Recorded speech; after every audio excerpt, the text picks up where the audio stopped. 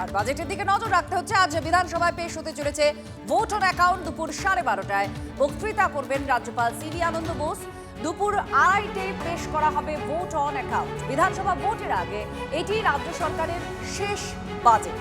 UEM Jaipur is a perfect target for prospective students aspiring for good jobs, good education with future-ready skills. নির্বাচনের আগে রাজ্য সরকারের পূর্বে তাস হতে পারে লক্ষ্মীর ভান্ডার। ভাতার পরিমাণ কি বাড়তে পারে? বকেয়া ডিএ, যেটার রায়ও আজকে দেওয়ার কথা রয়েছে, যে কি নির্দেশ আসে, সেই বকেয়া ডিএ নিয়ে কি কোনো নতুন ঘোষণা থাকবে? এ নিয়ে চর্চা তুঙ্গে রয়েছে।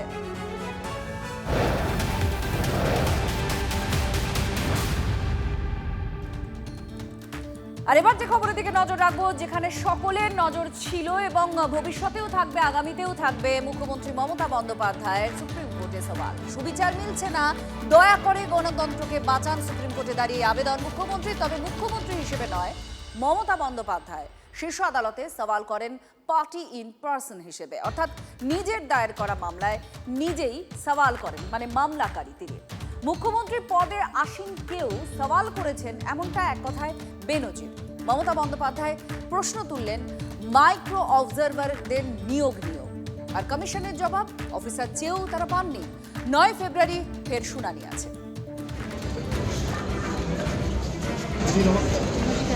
আরে একটা সিনেমা কথা মনে পড়ে গেল, রাজা বাবু। কখনো ডাক্তার, কখনো উকিল, কখনো দেখা যাচ্ছে জোকার, কখনো দেখা যাচ্ছে পুলিশ ইন্সপেক্টর। তো আমাদের রাজধানী তো মমতা বন্দ্যোপাধ্যায়। শেষ আশা হচ্ছে সর্বোচ্চ আদালত। সেখানে তিনি বাংলার মানুষের হয়ে তাদের হৃদয়ের কথা বলতে গেছেন। That we are not getting justice anywhere, sir. Only one thing, sir. Your point we have well taken. Sir, সস্তা হাততালি পাওয়ার একটা প্রবণতা আছে তো এই দেশের রাজনীতিবিদদের, তারই একটা প্রবণতা, আর কিছুই না। to them all.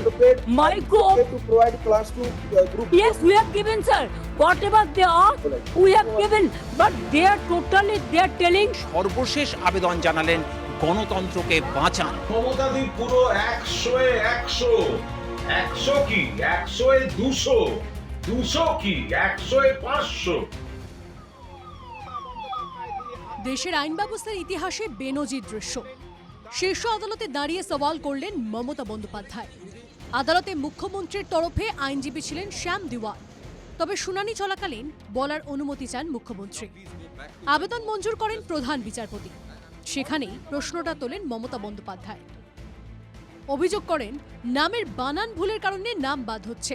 খান, বাবার নাম খান লিখেছিল আলাউদ্দিন খান, এখন এসছে আলাউদ্দিন খাঁ। তার কার মিস্টেক? এটা তো ইলেকশন কমিশনের মিস্টেক। তার জন্য লোককে কেন হ্যারাস করা হবে? রাজ্যকে প্রধান বিচারপতির পরামর্শ, একটি টিম দিন যারা কমিশনের ডেপুটেশনের কাজ করবে। নামের বানান ভুলের বিষয়ে দেখবে সেই টিম। 2 নম্বর হচ্ছে roll of micro observer and roll observer. আইনে কোথাও জায়গা নেই যে মাইক্রো অবজারভার এবং রোল অবজারভার অ্যাপয়েন্টমেন্ট করার। শীর্ষ আদালতে মুখ্যমন্ত্রী অভিযোগ করেন ডিএম ইআরওদের সব ক্ষমতা কেড়েছে কমিশন। বিজেপি শাসিত রাজ্য থেকে মাইক্রো অবজারভার আনা হয়েছে, একমাত্র বাংলাতেই মাইক্রো অবজারভার। দেশের অন্যতম সাংবিধানিক প্রতিষ্ঠান জাতীয় নির্বাচন কমিশন, তাদের বিরুদ্ধে সংবিধানের পরিপন্থী কাজ করার অভিযোগ আনলেন দেশের শীর্ষ আদালতে দাঁড়িয়ে প্রধান বিচারপতির এজলাসের মুখোমুখি হয়ে। কমিশনের পাল্টা অভিযোগ, এসডিএম পদমর্যাদার অফিসার চেয়েও পায়নি, অফিসার না পেয়েই মাইক্রো অবজারভার নিয়োগ। We have 23 districts. Now SDM is depends on the district wise. Now whatever we have the strength, we have included all. We are cooperating to them all. Micro to provide class to group. Yes, we have given, sir. Solicitor জেনারেলের দাবি ওড়ালেন মুখ্যমন্ত্রী। বলেন রাজ্যের কাছে SDM এর সংখ্যা কম, যা চেয়েছে দিয়েছি। প্রধান বিচারপতির নির্দেশ, কতজন অফিসার দিতে পারবে রাজ্য জানাতে হবে নবান্নকে। মাইক্রো অবজারভারের ইস্যু তুলেছিলেন, এতে উনি নিজে ফাঁসবেন, ওনার সরকার ফাঁসবে, কারণ উনি গাইডলাইন অনুযায়ী ইআরও দেননি ডব্লিউবিসিএস এবং আইএস অফিসারদের। 9 ফেব্রুয়ারি পরবর্তী শুনানি। তার আগেই নবান্নকে জানাতে হবে কত অফিসার দিতে পারবে রাজ্য, নির্দেশ সুপ্রিম কোর্টের। এদিকে বিকেলেই রাজ্য মুখ্য নির্বাচনী আধিকারিকের দপ্তরে তৃণমূলের প্রতিনিধি দল, সেখানে উঠল মাইক্রো অবজারভার প্রসঙ্গ। সিওকে বললাম যে এটা হতে পারে না, এই রিভেরিফিকেশনটা বন্ধ করুন। তিনি সাবজুডিসের কথা বলছেন, আবার মামলাটা 9 তারিখে উঠবে, কিন্তু কোন খাতে আপনি মাইক্রো অবজারভার এই বিষয়টা আগে গোড়া ঢুকিয়েছেন সেই জাস্টিফিকেশন তারা দিতে পারছে না। আপনি বলবেন সংখ্যা নেই, আমি বলি 300-র উপরে ডাইরেক্ট WBCS অফিসার রয়েছেন। এখনো 10 জন IAS অফিসারকে বসিয়ে রেখেছেন, যাদেরকে আপনি SDO করতে পারেন। অর্থাৎ খুব ভালো জায়গায় মমতা বন্দ্যোপাধ্যায় এবং তার প্রশাসন ঠিক কানা গলিতে ঢুকে গেছে। আপনি নিজেই সাবজুডিস বলছেন, তো নিজেই যখন সাবজুডিস বলছেন তাহলে মাইক্রো অবজারভার আর বাকিগুলো বন্ধ করুন। মাইক্রো অবজারভার হবে কিনা, আমার রাজ্য কটা লোক দেবে কিনা, সবই তো সুপ্রিম কোর্টের এখন তার এখতিয়ারভুক্ত, এবং সেটা 9 তারিখ হবে।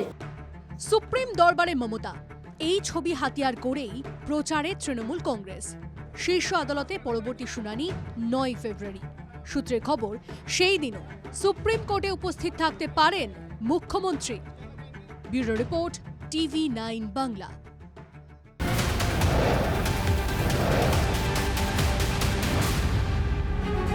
এসআইআর বন্ধ করে দেয়া, এসআইআর ভণ্ডুল করা এই উদ্দেশ্য মমতা বন্দ্যোপাধ্যায়, কিন্তু কার্যত শূন্য হাতে ফিরেছেন। এসআইআর আটকাতে গিয়েছিলেন মুখ্যমন্ত্রীকে তোপ বিরোধী দলনেতা।